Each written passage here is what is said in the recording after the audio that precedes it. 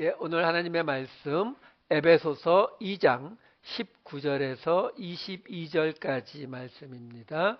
에베소서 2장 19절에서 22절까지 말씀 제가 읽어드리도록 하겠습니다. 그러므로 이제부터 너희는 외인도 아니요 나그네도 아니요 오직 성도들과 동일한 시민이요 하나님의 권속이라. 너희는 사도들과 선지자들의 터 위에 세우심을 입은 자라. 그리스도 예수께서 친히 모퉁이 돌이 되셨느니라. 그의 안에서 건물마다 서로 연결하여 주 안에서 성전이 되어 가고 너희도 성령 안에서 하나님이 거하실 처소가 되기 위하여 그리스도 예수 안에서 함께 지어져 가느니라. 아멘. 지금 우리가 보고 있는 이 에베소서, 에베소 교회에 보내진 이 편지에서 하나님의 말씀에 어디가 더 중요하고 덜 중요한 게 있겠냐마는 그래도 가장 사도 바울이 전하고자 하는 말이 가장 응축되어 있는 곳이 이 2장이거든요. 그리고 그 2장에 지금 바로 결론으로 들어오는 곳이 오늘 본문의 말씀이에요. 그러니까 지금 우리가 지금 몇 주째 계속 이 2장의 이 하반부를 보고 있는데 이 내용에 가장 중요한 부분들이 지금 나오고 있는 거거든요. 지난주에 우리는 14절, 15절, 16절, 3절에 걸쳐서 이야기하는 걸 봤어요. 그걸 잠깐 정리를 해드릴게요. 화면을 보여주시면 14절부터 16절 이 3절에 처음에 뭐가 나오냐면 중간에 막힌 담을 허시고 법조문으로 된 계명의 율법을 폐하시고 원수된 것을 십자가로 소멸하시고, 그러니까 3절에 비슷한 내용들이 반복되고 있는 걸 볼 수 있어요. 그러니까 한마디로 뭐예요? 뭔가를 다 부셔버렸다는 거예요. 근데 이 3절에 보면 또 있어요. 이런 것들이. 그 다음 걸 보여주시면 이번에는 14절에는 둘로 하나를 만드사, 15절에는 둘로 한 세 사람을 지어, 16절에는 둘을 한 몸으로. 그러니까 지금 무슨 이야기를 하는 거예요? 뭔가 나누어졌던 것이 하나로 되고 있는 것이다 라고 지금 설명을 하고 있는 것이고, 또 하나를 보게 되면은 그 다음에 나오는 이야기는 14절은 그는 우리의 화평, 15절에는 한 세 사람을 지어 화평, 16절에는 하나님과 화목하게. 그러니까 이 14, 15, 16절이 이야기해 주는 게 3가지가 있는데 그 3가지가 뭐냐면 예수님을 통해서 뭔가가 다 부서졌고 기존의 것들이 다 부서져서 그래서 어떻게 됐다고요? 나누어졌던 것이 하나가 되었고 그 하나가 됨으로 인해서 화평이 이루어졌다. 이게 지금 이 3절에 걸쳐서 나오는 이야기예요. 그리고서 그 결론으로 17절과 18절에 이렇게 나와 있었죠. 또 오셔서 먼 데 있는 너희에게 평안을 전하시고 가까운 데 있는 자들에게 평안을 전하셨으니 이는 그로 말미암아 우리 둘이 한 성령 안에서 아버지께 나아감을 얻게 하려 하심이라. 이게 금방 보았던 14, 15, 16절을 요약해 놓은 거죠. 한마디로 말하면.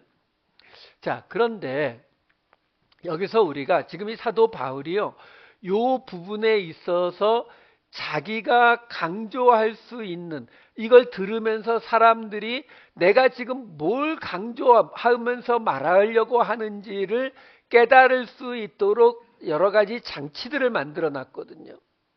그러니까 그걸 좀 전체적인 구조 속에서 잠깐 설명을 해드릴게요.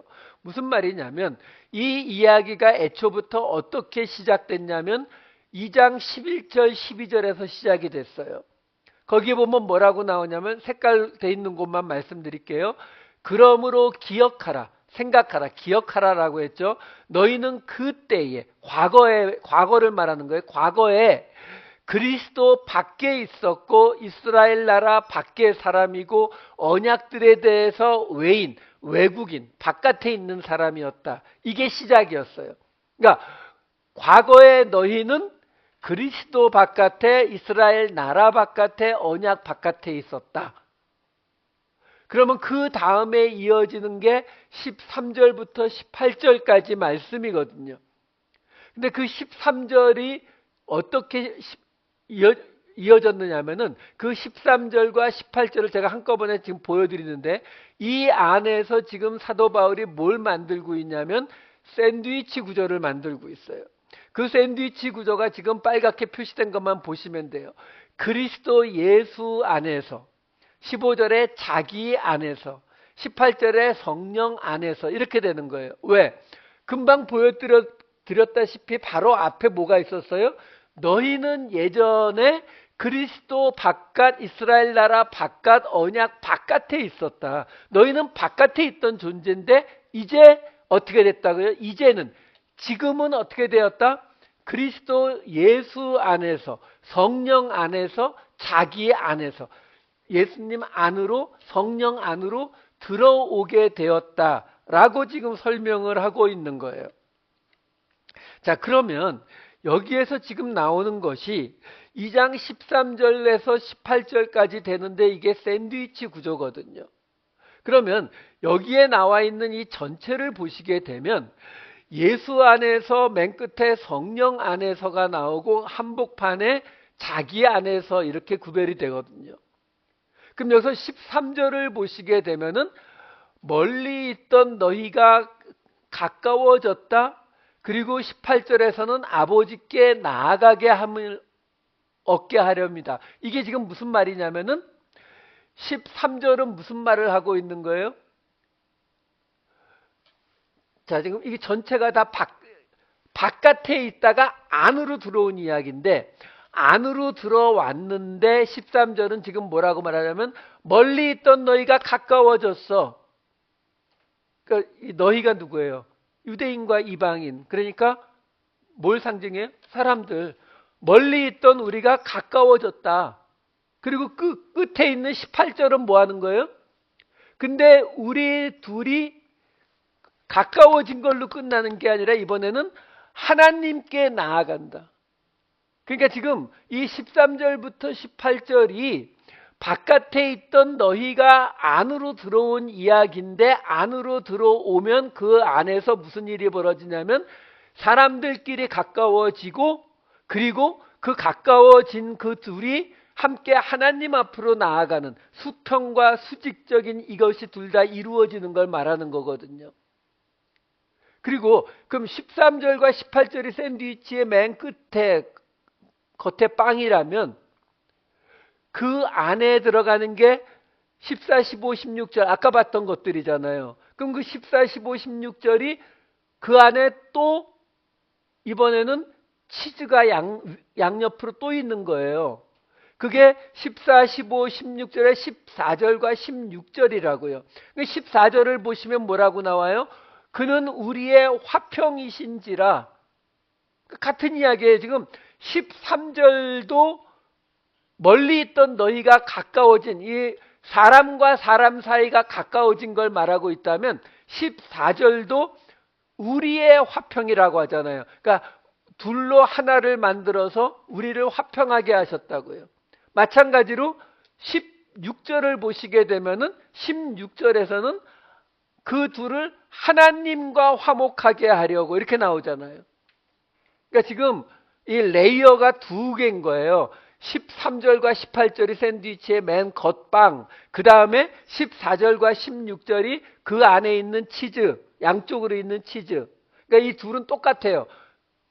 사람 사이의 화목, 하나님과 사람 사이의 화목, 이걸 양쪽에서 이야기하고, 가장 15절 햄에 해당되는 부분이 뭐라고요? 바로 자기 안에서 한 세 사람을 지어 화평하게 하시고, 지난주에 말씀드렸잖아요. 여기서 세 사람을 짓는다가 창조하다의 뜻이라고요. 그러니까 완전히 새로운 인간을 만들겠다. 그 새로운 인간의 모습이 뭐라고요?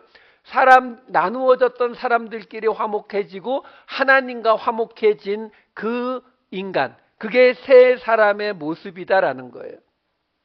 자, 여기까지가 지난주까지 보았던 18절까지의 이야기거든요. 자, 그러면 결국 이 13절부터 18절까지의 전체가 샌드위치 구조이기 때문에 이 이야기의 핵심은 가운데 있는 15절에서 그 사도 바울이 말하고자 하는 가장 중요한 게 나온 거거든요. 자, 그런데 문제는 18절이 끝났잖아요. 이 샌드위치 구조, 이중 샌드위치 구조가 지금 18절에서 끝났는데 요 18절부터 오늘 본문이 끝나는 22절까지가 또 하나의 샌드위치 구조가 나와요. 이 18절과 22절, 맨 처음 시작과 끝을 보시게 되면 뭐가 들어가 있어요? 바로 성령 안에서가 들어가 있어요. 그러니까 이게 지금요, 어떻게 구분이 되냐면, 이게 우리가 언어가 다르기 때문에 힘든 부분인데, 사도 바울은 지금 여기서 어떻게 하고 있냐면요, 그리스도 예수 안에서, 성령 안에서 이렇게 나오는 부분들은 말 그대로 영어로 말하면 in Jesus Christ, in Holy Spirit 이렇게 돼요. 근데 이 안에 그렇지 않은 부분들은 다 어떻게 처리를 하냐면은 in him, in them 이런 식으로 대명사로 다 처리를 해버렸다고요. 예외가 하나 있지만 그건 다음 주에 설명을 해드릴게요. 어쨌든 그걸로 눈으로도 구분이 될 수 있도록, 사실 정확히는 편지를 읽을 때에 듣는 사람들이 딱 구분이 되는 거죠. 앞에서는 in the Jesus Christ 이렇게 말하고 in the Holy Spirit 이렇게 말하다가 in him 이렇게 말해버리니까 구별이 된다고요. 그런 식으로 지금 이 18절과 22절 양쪽을 보면은 성령 안에서라는 말로 구별이 되고 있어요. 자, 근데 문제는 18절은 그 내용, 18절의 내용 자체는 어디에 있는 내용이에요? 18절은 아까 말씀드린 것처럼 13절부터 18절까지의 샌드위치 구조로 되어 있는 거라고 했잖아요. 그럼 샌드위치 구조면은 거기에 핵심은 가운데 있는 15절이었던 거거든요. 그러니까 2장 15절 말씀이 첫 번째 샌드위치 구조의 핵심이고 그 15절이 대표하는 이 전체가 또 22절까지의 요 샌드위치 구조의 양쪽을 만들어 놓고 있는 거다라는 거예요. 자, 그러니까 2장 15절 말씀, 그러니까 18절과 22절을 보면은 우리가 정확히 그 의미를 찾기가 어려운데 이게 성령 안에서라는 것 말고는 근데 18절 대신 15절을 집어넣게 되면 왜? 그게 그쪽 샌드위치 구조의 햄이니까 그 15절과 22절을 읽어보시면 이렇게 돼요. 법조문으로 된 계명의 율법을 폐하셨으니 이는 이 둘로 자기 안에서 한 세 사람을 지어 화평하게 하시고 22절 너희도 성령 안에서 하나님이 거하실 처소가 되기 위하여 그리스도 예수 안에서 함께 지어져 가느니라. 자, 이게 지금 어떻게 공통점이 나타나는 거냐면 15절 앞에 있는 샌드위치 구조의 결론이 뭐였냐면은 그래서 사람들과 화평하고 하나님과 화목하게 되는 새로운 사람이 창조되었다라는 말이거든요. 이게 15절 말씀이에요. 그런데 그 새로운 사람이 누구냐라는 거죠. 그 새로운 사람이 누구냐? 바로 하나님이 거하실 처소가 되기 위하여 지어져 가는 자들, 이거라고요. 이게 지금 두 번째 샌드위치 구조의 양쪽 껍데기가 되고 있는 거예요. 그러면 지금 이제부터 볼 그 안에 있는 19, 20, 21절의 내용은 뭘 말하고 있다고요? 바로 새 사람, 곧 하나님이 거하실 처소가 되는 그 새 사람의 모습이 뭐냐? 그게 이 19절부터 21절까지 나오는 이 두 번째 샌드위치의 햄에 해당되는 내용이다라는 거예요. 자, 이 구조를 먼저 아셔야 혼동을 안 합니다. 자, 그러면 이제 2장 19절 말씀으로 한번 들어가 보자고요. 그러므로 이제부터 너희는 외인도 아니요 나그네도 아니요 오직 성도들과 동일한 시민이요 하나님의 권속이라. 자, 이제 그러므로라는 말로 시작이 돼요. 아까 보았듯이 맨 처음에 이 일은 너희가 그때 과거에는 그리스도 밖에 이스라엘 나라 밖에 언약 바깥에 있었는데 이제는 그 안으로 들어와서 어떻게 됐다고요? 사람들과 화목하고 하나님과 화목하는 새 사람이 되었다. 그래서 그러므로 이제 결론으로 들어가는 거예요. 그러므로 이제부터 너희는 외인도 아니요 나그네도 아니요. 지금 이 19절은 뭘 말해주고 있는 거냐면 아까 15절에 나온 새 사람, 옛사람이 죽고 그리스도가 내 안에 사는 그 새 사람의 신분이 어떻게 바뀌어졌는가를 설명해 주는 거예요. 그 첫 번째가 뭐냐면 너희는 외인도 아니고 나그네도 아니다. 자, 여기 외인이라고 번역이 된 단어는 크세노스라고 하는 단어예요. 이방인, 외국인 또는 외국어 이런 걸 뜻하는 단어예요. 그러니까 외인도 아니라는 거죠. 그리고 나그네도 아니다. 여기서 나그네라고 번역이 된 단어는 파로이코스라는 단어예요. 파라라는 영어의 프롬에 해당되는 전치사에 오이코스, 집이라는 단어가 붙은 단어예요. 그러니까 집으로부터, 그러니까 무슨 말이에요? 집에서 떠나온 사람들, 이걸 뜻하는 단어거든요. 근데 문제는 여기 지금 나오는 두 단어, 크세노스나 이 파로이코스라는 이 단어의 차이가 거의 없어요. 신약 성경에 크세노스는 14번 나오고 이 나그네라고 하는 이 파로이코스라는 단어는 4번 나오는데 둘 다 대부분 나그네, 이방인, 외국인 이런 단어 말로 번역되고 있거든요. 막 섞여서 번역돼요. 반반 정도 번역되는 것 같아요. 그러니까 그냥 사도 바울이 무슨 말 하고 있는 거냐면 이제부터 너희는 바깥에 있는 사람이 아니다. 집을 떠난 사람이 아니다. 이걸 설명해 주고 있는 거예요. 그러니까 지금 근데 여기서 우리가 좀 조심해야 되는 게 뭐냐면 우리 한국 사람들은 좀 너무 똑똑해요. 예, 좀 많이 잘났죠. 그렇죠? 왜냐하면 우리가 배웠던 것이 한자어거든요. 우리가 사용하는 단어들의 대부분이 한자어잖아요. 지금 오늘 금방 보았더니 본문을 보아도 외인, 그 다음에 성도, 동일, 시민, 권속 이거 다 한자어잖아요. 근데 한자어는 우리가 지금 주로 사용하는 영어 알파벳이나 우리 한국말의 가나다라에 비해서 뭐가 다른 단어죠? 우리 알파벳이나 우리 한글은 표음 문자라고 하죠. 그러니까 소리만 내는 거죠. 기역, 니은, 뭐 가, 나, 다 이런 거 의미가 없어요. 근데 한문은 그렇지 않잖아요. 한문은 글자 하나하나가 다 의미를 가지고 있는 표의 문자라고 하잖아요. 우리는 그 한문을 오랫동안 사용을 하다 보니까 우리는 어떤 단어나 글자의 의미를 찾아가는 거에 굉장히 익숙하거든요. 그러니까 이런 게 나오게 되면은 이제 바깥에 있던 그리스도 바깥에 이스라엘 바깥에 있던 사람들이 안에 들어왔다. 안에 들어와서 새 사람으로 변했으니까 그 사람들이 이제 더 이상 외국인도 아니고 크세노스 외국인도 아니고 나그네 집 떠난 사람도 아니다. 그냥 그렇게 받으면 돼요. 2000년 전에 이 편지를 듣는 사람들이 뭘 그렇게 똑똑했겠어요. 그렇죠?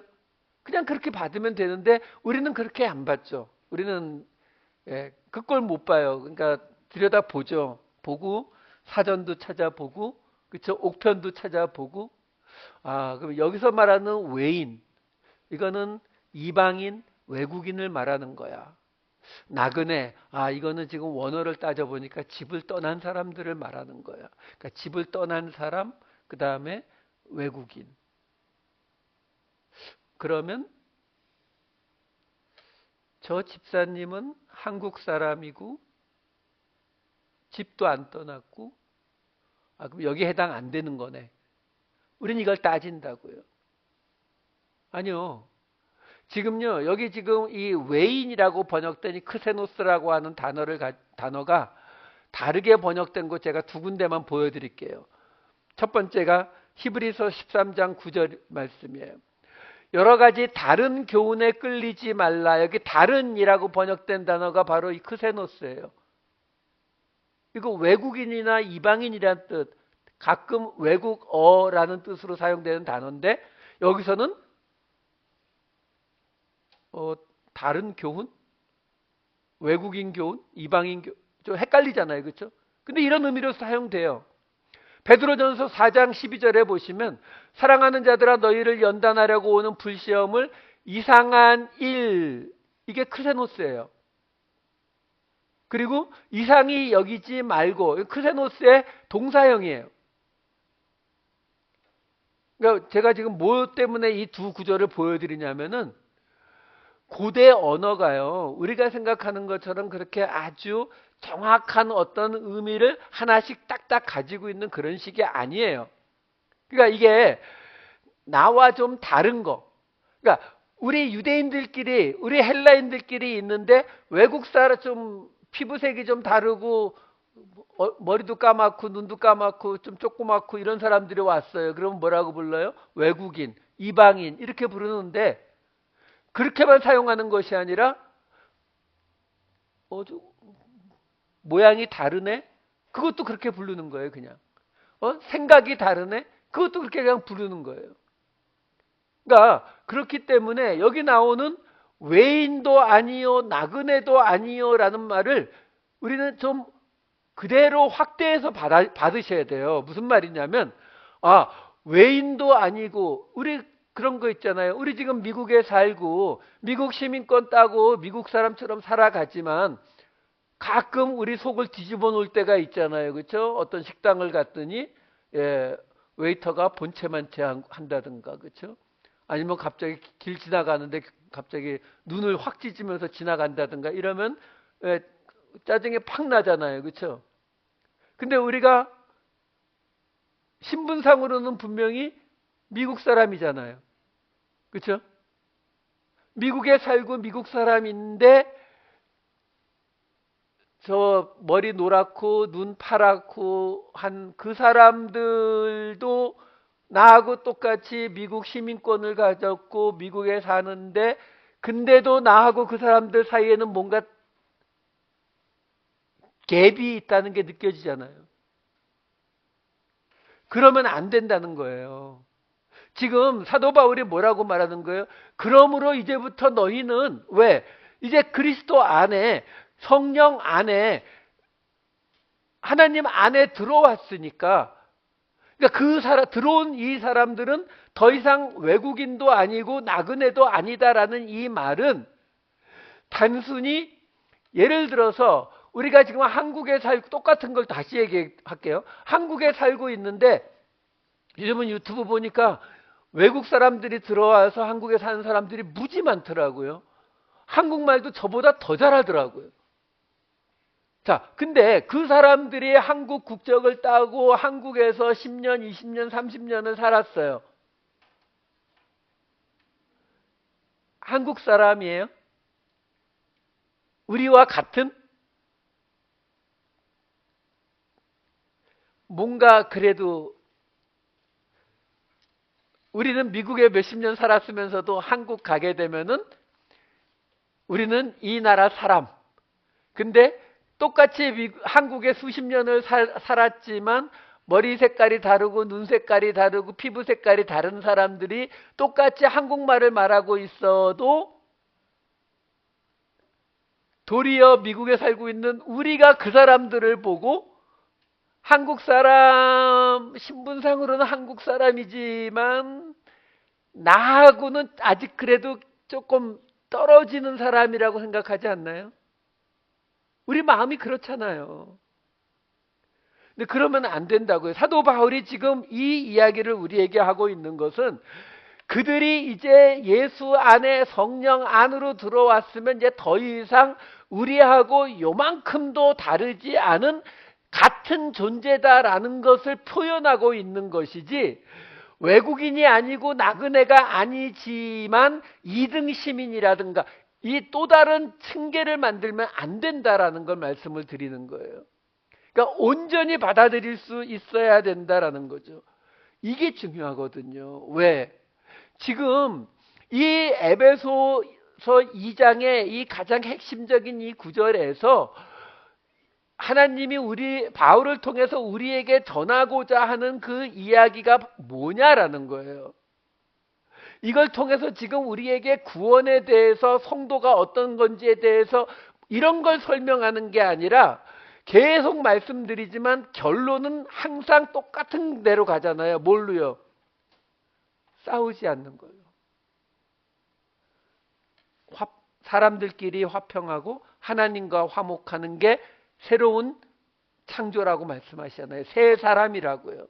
그 새 사람의 모습이 어떻게 나타나는지를 지금 보고 있는데 그 나타나는 모습이 뭐냐면 예수 안에 있는 사람들에 대해서 나와 완전히 똑같은, 나와 생각도 다르지 않고 나와 모든 게 똑같은 사람이라는 것을 받아들여야 한다. 바로 그 얘기를 지금 하고 있는 거예요. 신분이 바뀌었는데 나와 똑같아졌다. 우리 교회에 새로 오신 분이 있는데 교회에 오셔가지고 열심히 봉사하고 예배 참석하고 막 하지만 그래도 10년을 우리 교회에 있었던 우리들하고는 아직은 그래도 신입생이지 이렇게 생각하지 말라는 거예요. 그냥 똑같이 받아들일 수 있어야 한다는 거죠. 왜? 그렇게 안 하면 무슨 일이 벌어진다고요? 화평이 안 돼요. 화평이 안 돼요. 왜? 아니 아시잖아요. 우리가 인종차별을 느끼면서 화목할 수가 있겠어요?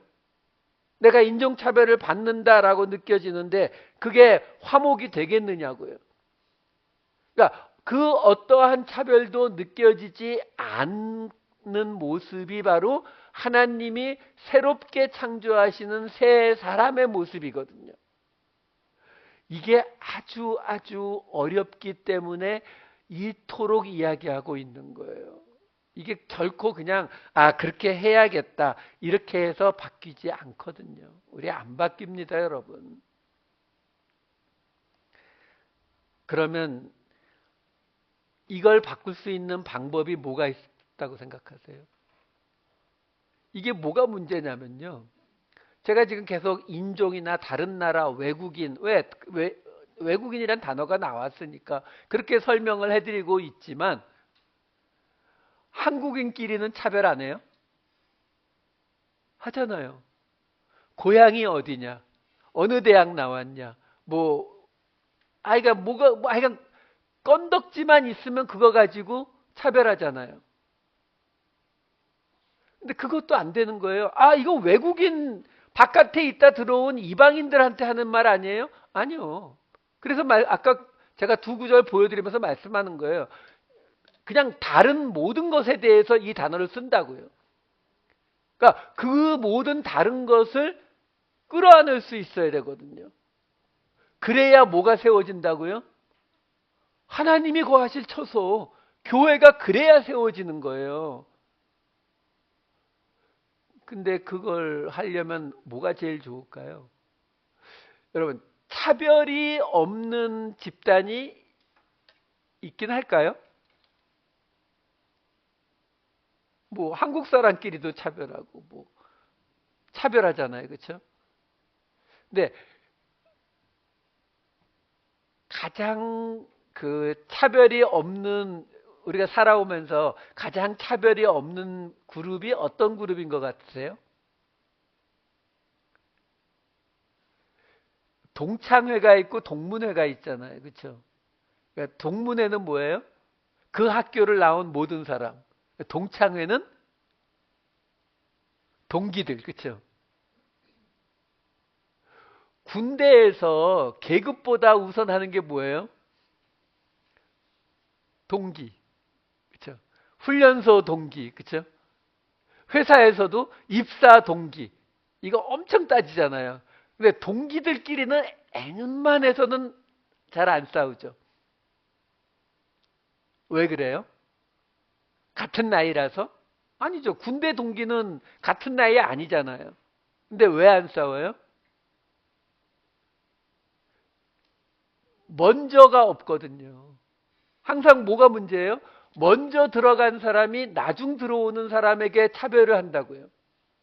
기득권을 갖게 되니까. 동기라는 건 뭐예요? 같이 시작했잖아요. 같이 시작했으니까 차별이 그나마 가장 없는 게 동기들이죠. 그래서 하나님도 그 방법을 쓰세요. 외인도 아니고 나그네도 아니야 라고 말해놓고 그 다음에 뭐가 따라 나오냐면은 2장 19절 뒷부분에 이렇게 나오죠. 오직 성도들과 동일한 시민이요.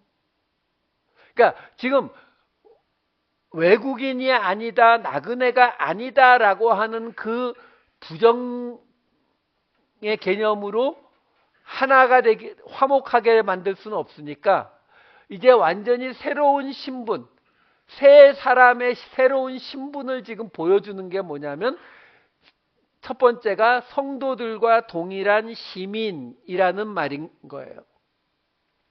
자, 여기에 지금 동일한 시민이요라고 하는 이 말은 헬라어 단어로 한 단어예요. 쉼폴리테네스라는 단어거든요. 쉰이라는 단어는 함께라는 전치사. 전에 로마서 할 때 여러 번 나왔죠. 이거 사도 바울이 아주 애용하는 방식이에요. 그리고 폴리테스라고 하는 단어는 시민권이란 뜻이에요. 그러니까 여기 지금 동일한 시민이요라는 말은 정확히는 함께하는 시민이요, 함께 시민이요 이렇게 보셔야 돼요. 왜냐하면 이 쉰이라고 하는 전치사가 함께라는 뜻을 가지고 있지 동일하다, 같은 이런 뜻을 가진 단어가 아니거든요. 그러니까 원어상으로는 그렇다고요. 그러니까 지금 너희는 이제 아까 말씀드린 것처럼 단순히 외국인이 아니고 나그네가 아니다라는 게 아니라 완전히 함께 시민권을 가진 자다라는 걸 설명하고 있는 거거든요.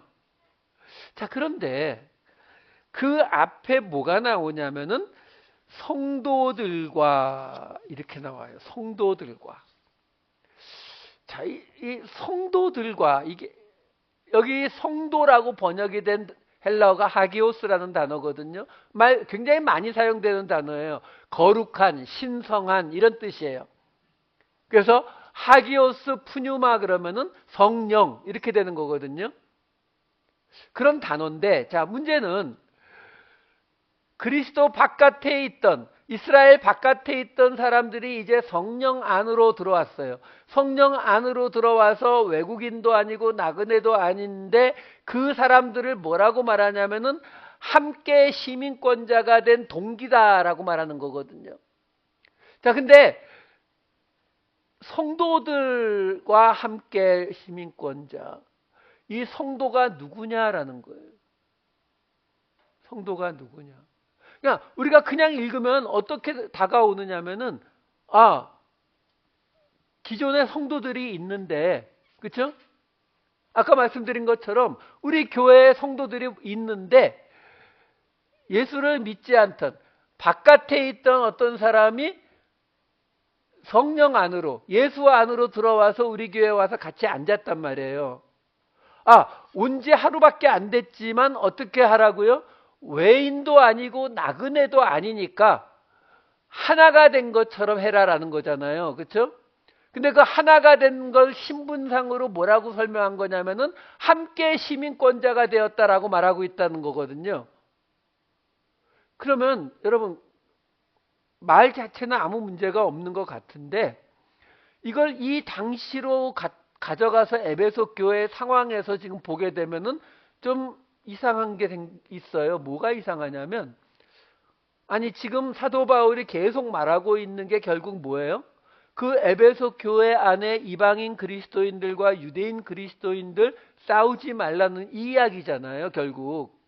근데 지금 이 말은 어떻게 들려요? 기존에 있는 사람들, 성도가 있고 근데 바깥에서 들어온 이방인 그리스도인들 그래서 그들을 이제 기존에 있던 성도들과 동일한 시민이다라는 말이잖아요. 그럼 그 말은 뭐예요? 한마디로 에베소 교회에 있는 유대인 그리스도인들에게 야, 너희가 지금 하나님 안지 훨씬 오래됐고 너희는 지금 이미 변화된 새 사람, 유대인들 새 사람이잖아. 근데 저기 이방인들은 철딱서니 없이 바깥에서 돌아다니다가 이번에 기회가 돼서 예수님 믿고 들어온 사람들이니까 좀 그냥 받아줘. 이렇게 말하는 게 되거든요. 그러면 이걸 이방인 그리스도인들이 받아들일까요? 안 받아들이죠. 지금 이 에베소 이방의 지역에 있는 이 에베소 교회에서 그럼 우리가 세컨 디그리 시티즌이냐? 우리가 2등 시민이냐? 이렇게 되잖아요. 그 얘기를 하고 있는 것이 아니다라는 거예요. 한번 가보자고요. 이 하기오스라고 하는 말이 주로 가장 많이 사용되는 것은 말 그대로 성도라는 뜻으로 사용이 돼요. 이 에베소서에서도 이 단어가 성도, 모든 성도들을 포함하는 단어로 사용이 됩니다. 1장만 보여드릴게요. 한 7, 8군데 나오는데 1장에 보시게 되면은 1장 1절에 에베소에 있는 성도들과 이거는 유대인 이방인들 다 포함하는 거잖아요. 그렇죠? 15절에 보면 모든 성도를 향한 사랑을 이것도 모든 성도들이에요. 18절에 보시게 되면은 그의 소망이 무엇이며 성도 안에서 그 기업에 그러니까 제가 말씀드리는 게 뭐냐면 이거 이후에도 몇 개 더 있지만 이 사도 바울의 서신서에서 이 하기오스라고 하는 이 단어가 성도를 나타낼 때에는 어느 한 그룹의 성도를 유대인 그리스도인들만 할 때 사용하지 않고 전체 교회의 성도들을 말할 때에 이 단어를 이렇게 사용한다고요. 자, 그런데 데살로니가 전서에 보면은 사도 바울이 이 단어를 조금 다르게 사용한 곳이 있어요. 데살로니가 전서 3장 13절 말씀. 너희 마음을 굳건하게 하시고 우리 주 예수께서 그의 모든 성도와 함께 강림하실 때에 자, 이거 언제 이야기죠? 예수님께서 강림하실 때에 다시 오실 때 말하는 거예요, 이거. 근데 그때 누구하고 온다고요? 하기오스, 성도와 함께. 그의 모든 성도와 함께 강림하신대요. 여러분 그 기독교 서점 같은 데 가면 그런 사진 보셨어요? 이렇게 구름 위에 성도들이 가득 있고 예수님이 골고다 산 위에서 이렇게 하면서 하늘에서 내려오는 성도들을 맞이하는 그런 그림?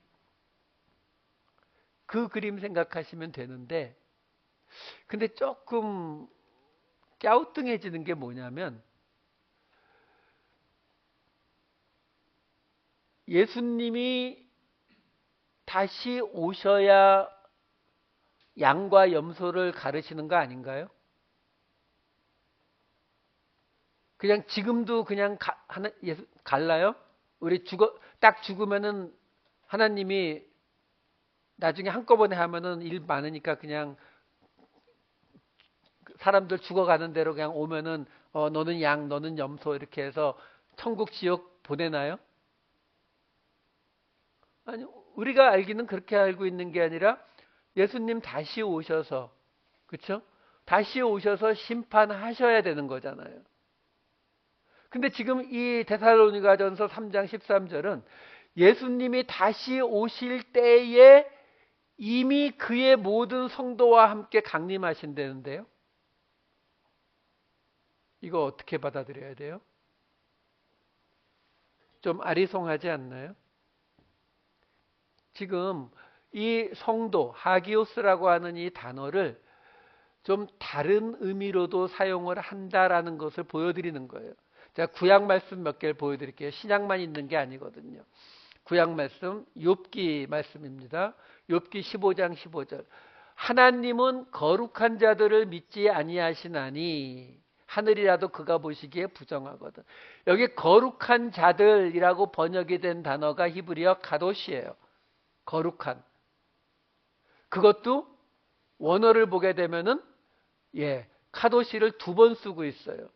그럼 뭐라고요? 거룩하고 거룩한, 지극히 거룩한, 지성소 이런 것 뜻하는 거거든요. 근데 하나님은 이게 지금 헬라어로 번역된 70인역에 보면 하기오스로 번역이 됩니다. 그러니까 성도라는 거예요. 근데 말이 좀 이상하잖아요. 하나님은 성도들을 믿지 아니하시나니. 이거 뭐예요? 그것도 그냥 성도도 아니고 원어에는 카도시 지극히 거룩한 성도들을 믿지 않으신대요. 이걸 어떻게 해석을 해야 돼요?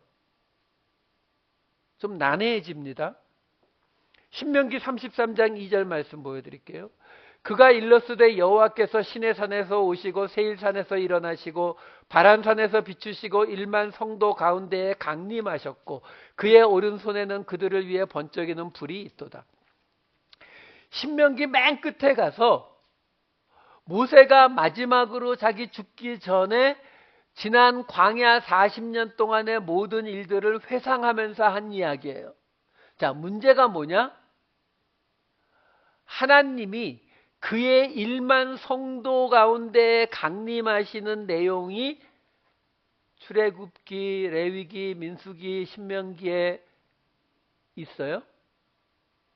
저는 몰라요. 없더라고요. 제가 아는 범위에서는 없어요. 근데 그러면 이 신명기 33장 2절은 도대체 뭐예요? 하나님이 그 산에 내려오실 때 강림하실 때 그의 1만 성도 가운데 강림하셨다는데 여기 성도라고 번역이 된 단어도 똑같이 카도시예요. 거룩한. 그리고 헬라어로 번역된 거 똑같이 하기오스로 번역됐거든요. 하기오스로 번역 안 됐어요. 왜요? 이거 70인역 번역하는 사람들이 저와 똑같았겠죠. 아무리 봐도 모세오경 기록에 이런 일이 없었거든요. 1만 명의 거룩, 1만은 강조라고 치면 얼마든지 많은 숫자로 바꿀 수 있는데 많은 성도들 가운데 하나님이 강림하시는 모습이 기록된 적이 없다고요. 그러니까 이 70인역을 번역하는 사람들이 이거를 고민하다가 하기오스로 번역을 안 하고 뭘로 번역하냐면 앙겔로스로 번역합니다. 뭐죠? 천사. 조금 전에 보았던 욥기 말씀에 하나님이 그의 거룩하신 자를 믿지 아니하시나니 이걸 천사로 바꾸면 쉽게 이해가 돼요. 스가랴서 하나 더 보여드릴게요. 여호와의 날이 이르리라. 여호와의 날. 스가랴서는요. 예루살렘 멸망당하고 난 이후에 쓰여진 거예요. 그때에 여호와의 날이 이르리라. 이건 그러니까 예루살렘의 멸망의 날이 아니라 예수님 다시 오시는 그날을 말하고 있는 거예요. 그 날에 5절 말씀 읽어드립니다. 그 산 골짜기는 아셀까지 이르를지라. 너희가 그 산 골짜기로 도망하되 유다왕 우시야 때에 지진을 피하여 도망하던 것 같이 하리라. 나의 하나님 여호와께서 임하실 것이요 모든 거룩한 자들이 주와 함께 하리라. 자, 여기 보시면 그 마지막 때 여호와의 날이 임했을 때에 어떤 일이 벌어진다고 나오냐면 너희가 도망하게 될 거라는 거예요. 지진 때 도망하는 것처럼 산 골짜기로 도망할 것이라고 하는데 하나님이 임하시는데 모든 거룩한 자, 카도시, 거룩한 자들이 함께 임한다라고 말하는 거예요. 그리고 이것도 70인역에서 하기오스, 성도로 번역이 됩니다. 자, 문제는 뭐냐면 그러면 그 마지막 때에 우리 아까 봤던 것처럼 하나님이 강림하실 때에 함께 있는 자들이라는 건데 그 함께 있는 자들, 모든 거룩한 자들이 주와 함께 하는데 근데 도망가는 자들은 또 누구예요? 그럼 이미 죽었던 사람 중에 예수님 믿은 사람들은 함께 강림하고 살아있는 사람 중에 예수 안 믿은 사람들은 도망가고, 그러면 살아있는 사람 중에 예수 믿은 사람은 지금 어디 있는 거예요? 이런 것들이 뭔가 지금 우리의 해석이 매끄럽지 않은 거거든요. 그럼 여기서 말하는 거룩한 자가 정확히 뭐냐? 예, 천사로 해석하면은 모든 게 다 풀려요. 자, 그러면 이 이야기의 시작이었던 데살로니가전서 3장 13절 말씀을 데살로니가 후서 1장 7절 말씀하고 함께 보여드릴게요. 똑같은 상황이에요. 3장 13절 이렇게 나옵니다. 우리 주 예수께서 그의 모든 성도와 함께 강림하실 때에, 데살로니가 후서 1장 7절, 주 예수께서 자기의 능력의 천사들과 함께 하늘로부터 불꽃 가운데에 나타나실 때에, 똑같잖아요. 아니에요? 예수님 재림 몇 번 하게 돼 있는 건가요? 그렇게 말하는 거 다 이단인 거 아시죠? 재림 이제는 한 번밖에 없어요. 다시 오시면 그냥 걸로 끝이거든요. 근데 그 똑같은 상황을 놓고 사도 바울은 데살로니가 전서에서는 그의 모든 성도와 함께, 하기오스, 성도와 함께 강림한다고 말하고, 후서 1장 7절에서는 능력의 천사들, 앙겔로스와 함께 나타나신다고 말하잖아요. 근데 하기오스라고 하는 단어는 천사를 뜻하는 말로도 충분히 사용될 수 있거든요. 왜? 거룩한 자들이니까. 예수님도 이렇게 말씀하셨어요. 마가복음 8장 38절 말씀. 누구든지 이 음란하고 죄 많은 세대에서 나와 내 말을 부끄러워하면 인자도 아버지의 영광으로 거룩한 천사들과 함께 올 때에, 본인이 말한 거예요. 다시 오실 그 본인이 누구하고 같이 온다고요? 거룩한 천사. 하기오스 앙겔로스. 여기서 천사란 말을 생략하면 거룩한 자와 함께, 성도가 아니라 천사를 말하는 거예요. 마가복음 13장 26, 27. 그때에 인자가 구름을 타고 큰 권능과 영광으로 오는 것을 사람들이 보리라. 또 그때에 그가 천사들을 보내요. 성도와 내려오는 게 아니라고요. 자, 이 말씀을 드리는 이유는 오늘 지금 본문의 첫 번째 절이었던 2장 19절에 나왔던 그 말씀 때문에 그러는 거잖아요. 뭐요? 함께 시민권을 딴 이 시민권, 그렇죠? 그래서 빌립보서 3장 20절에 보면 이렇게 나오죠. 그러나 우리의 시민권은 하늘에 있는지라. 그러니까 지금 이 시민권, 이걸 설명하려다 보니까 지금 성도와 함께 시민권을 땄다라는 이 말이 정확히 무슨 말이냐라는 것을 설명을 드린 거예요. 여기서 말하는 성도는 하늘의 천사를 말하고 있는 것이고, 그래서 사도 바울은 말하는 거죠. 지금 우리가 함께 동기가 되는 게 뭐냐면, 유대인들이 어쨌든 이방인들보다는 훨씬 더 오래전부터 하나님을 믿었고 알았고 섬겨왔잖아요. 그러니까 그 사람들이 당연히 이방인들보다 크레딧이 더 많은 건 맞는데, 근데 그 차이를 인정하게 되면은 이 둘 사이에 화평이 일어날 수가 없기 때문에 이 둘을 같은 선상에 올려놓는 거예요. 그 같은 선상에 올려놓는 방식이 뭐냐면, 이 땅에서는 안 되죠. 왜? 현실이 유대인들이 더 많이 오랫동안 하나님을 섬겨온 게 맞으니까. 그러니까 어떻게 하는 거예요?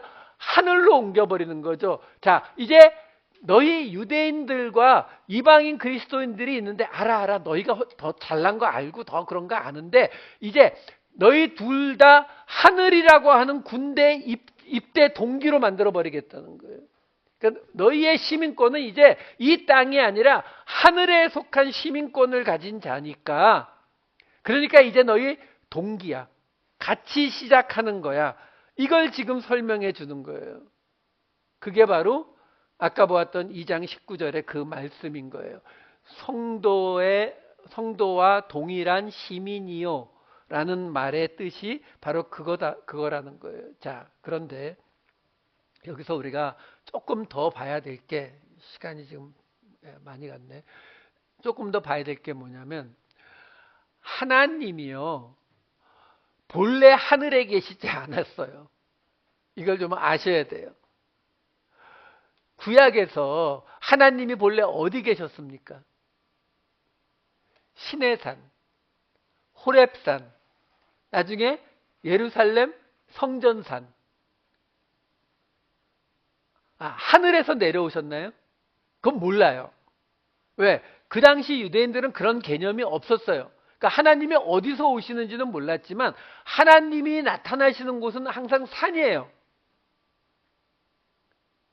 자, 근데 어느 때부턴가 하늘에 계신 하나님이라고 하는 개념이 생겨나기 시작해요. 왜 그랬을까요?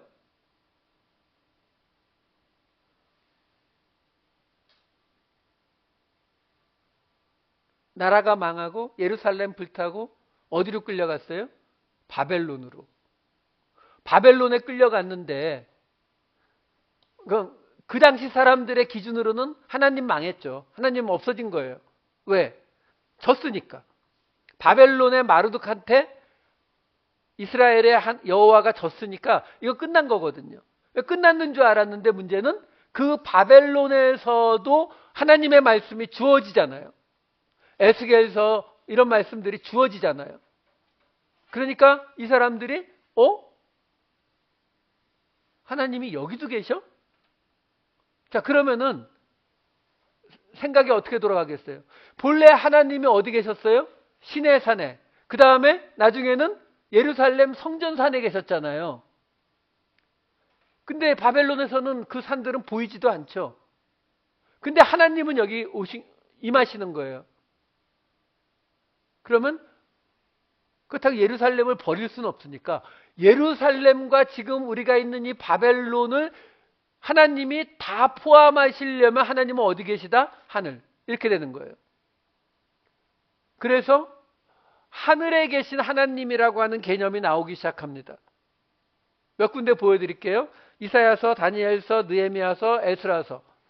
다 안 읽어요. 공통점이 뭐냐면 바벨론 그 나라가 망한 이후에 주어지는 말씀들이라는 거예요. 그리고 그런 상태에서 시간이 지나서 신약 시대로 오게 되면은 이제 하나님이 하늘에 계신 하나님이라고 하는 것이 도리어 이제 보편화되어 버리게 됩니다. 마태복음 6장 9절, 18절, 18장 10절, 에베소서 1장 20절. 하늘에 계신 우리 아버지, 하늘에 계신 내 아버지, 하늘에서 자기의 오른편에 앉히다. 이렇게 되는 거예요. 자, 그러면 산에 계신 하나님과 하늘에 계신 하나님의 차이가 뭐예요? 산에 계신 하나님은요, 그 산에 가면 만날 수가 있어요. 하나님이 올라오면 죽는다고 못 올라오게 하셔서 그렇지, 하나님만 허락하시면 모세나 엘리야처럼 올라가서 하나님을 볼 수가 있다고요. 근데 하늘에 계신 하나님은요, 불러도 못 가요. 뭐 이런다고 올라가는 게 아니잖아요. 불러도 못 가요. 그래서 그 이후에 나오는 것들을 보게 되면은 에스겔서도 그렇고 스가랴서도 그렇고 나중에 쓰여지는 이런 책들은 뭐가 많이 나와요? 환상이요. 계시록도 그렇고. 왜? 모세나 엘리야처럼 그 하나님이 계신 산에 가서 하나님의 얼굴은 못 보더라도 음성을 들어야 되는데 이게 안 되니까 환상으로 하나님의 말씀을 받기 시작하는 거예요. 이게 하늘에 계신 하나님이기 때문에 그렇다고요. 신약에도 나와요. 사도 바울이 고린도후서에 보면은 무슨 이야기 합니까? 고린도후서 12장 2절 3절에 보면은 자기가 셋째 하늘에 올라갔었다는 이런 이야기 하잖아요. 그러니까 이렇게 하나님에 대한 생각이 바뀌면서 몸뚱아리를 가지고 날아 올라갈 방법이 없으니까 어떻게 바뀌어요? 하나님 나라는 죽어서 가는 곳이다라는 생각으로 바뀌어가기 시작해요. 그 모습들이 누가복음 23장 43절, 빌립보서 1장 23절, 고린도후서 5장 6절 8절에 보시게 되면은 바로 죽어서 가는 그 하나님 나라에 관한 이야기들이 나와요. 그 죽어서 가면 지금 받을 게 아니라 죽어서 가게 되면은 그게 있는지 없는지 확신이 안 생기니까 죽어서 가게 되면 거기서 뭔가 선물 받을 게 있다라고 하는 소망이 함께 들어오기 시작합니다. 그 모습이 요한복음 14장 2절 3절, 골로새서 1장 5절, 베드로전서 1장 4절 같은 데 보면 하늘에 쌓아놓은 우리가 거기 가서 받을 것에 대한 설명들이 나오기 시작해요. 자, 이게 이 당시 사람들이 하나님에 대해서 이렇게 변해가는 그들의 관점을 지금 제가 설명을 해드린 거예요.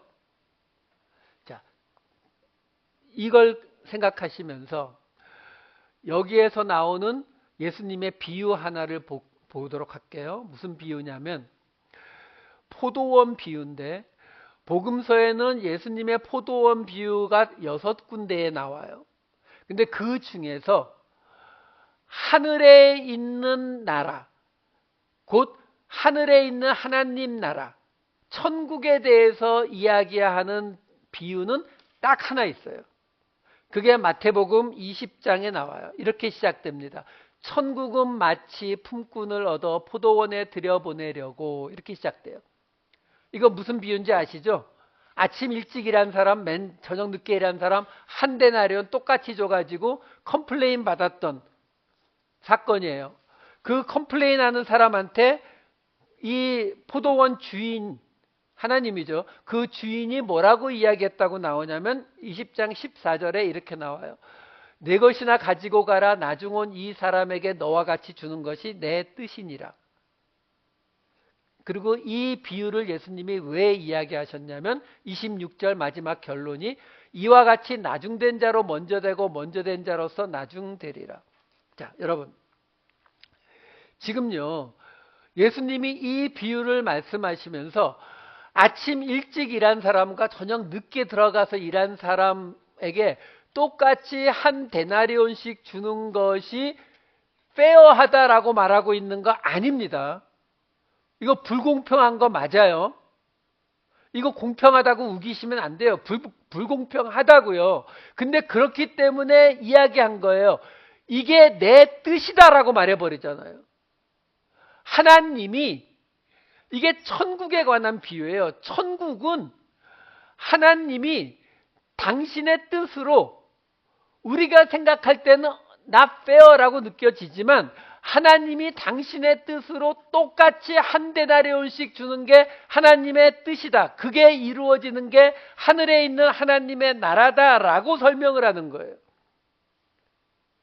그래도 우리는 그걸 못 참잖아요. 이게 어떻게 공평하냐고. 공의의 하나님 아니시냐. 어떻게 이렇게 불공평한 일을 행하시냐. 그래서 이 비유에서도 15절에 이렇게 이야기를 하세요. 내 것을 가지고 내 뜻대로 할 것이 아니냐. 내가 선함으로 네가 악하게 보느냐. 여러분, 하늘에 있는 하나님 나라, 우리가 지금 오늘 본문이 지금 뭘 말하고 있는 거냐면 변화된 새 사람은 하늘의 시민권을 가진 사람이다라고 설명을 하는데, 그러면 그 말은 뭐예요? 우리는 하늘에 속한 사람인 거예요. 하늘나라, 하나님 나라인데 특별히 하늘나라에 속했다고요. 근데 그 하늘나라는 어떤 곳이냐? 거기에 가면은 더 이상 나쁜 놈도 없고 뭐 다 정의와 공의가 실현될 것 같은데, 미안하지만요, 우리 기준의 정의와 공의가 실현되지 않습니다. 우리 기준으로는 납페어하다니까요. 거기 가면요. 특별히 내가 열심히 하나님 섬기고 내가 열심히 봉사하고 헌금도 많이 하고, 그래서 저도 예전에 어떤 분이 저 놓고 예언하시더니 하늘나라에 가서 받을 집이 초가집은 면했는데 그렇다고 큰 맨션 못 된다고 더 열심히 하나님 섬기라고 하는 예언도 제가 받았던 경험이 있어요. 그게 우리 기준으로 하나님을 악하게 보는 거예요. 하나님, it's not fair. 이거 옳지 않아요? 라고 말하고 있는 거라고요. 아니요. 그게 이루어져야, 전에 말씀드렸잖아요. 지금 이 이야기가 결국 뭘로 간다고요? 하나님이 거하실 처소, 성전, 신전을 지으려면은 그 신전에 있는 기둥들이 다 똑같아야지 하나 크고 하나 작으면은 신전이 세워질 수가 없다니까요. 그러니까 하나님이 당신의 나라를 이 땅에 세우시기 위해서 우리를 새 사람으로 만들어서 하늘의 시민권자로 만들으신 이유가 뭐냐면, 나보다 못한 자가 나와 똑같은 대우를 받는, 한 데나리온 받는 거 받아들일 수 있냐라고 물으시는 거예요. 왜요? 라고 물으면 내 마음대로니까, 이렇게 말씀하시는 거예요. 그것을 받아들이는 것이 새 사람이 된 거예요, 여러분. 내가 어느 날 은혜 받고서 술 끊고 담배 끊었다가 새 사람이 되는 게 아니라 내 기준을 철저히 던지고 하나님 기준을 받아들이는 것. 그럴 때에 교회가 세워지는 거예요. 이 마음으로 또 한 주 동안 예수님 오신 성탄절을 기다리는 이 기간 동안에 내 기준을 최대한 버려보시는 연습. 하나님의 기준이, 속으시면 안 돼요. 가만 생각해 봤더니 하나님의 기준이 맞네가 아니에요. 언페어한데 하나님의 뜻이라니까 받아들이는 거예요. 이 일을 감당하시는 저와 여러분 되시기를 우리 주님의 이름으로 축원합니다. 기도하시겠습니다. 사랑이 많으신 아버지 하나님, 모든 담을 무너뜨리시고 율법을 폐하시고 원수를 소멸시키셔서 우리로 하늘의 시민권을 갖게 하셨사오니 하나님의 뜻을 온전히 받아들이는 우리 모두가 되게 하여 주시옵소서. 감사드리옵고 이 모든 말씀 우리 주 예수 그리스도의 이름으로 기도하옵나이다. 아멘.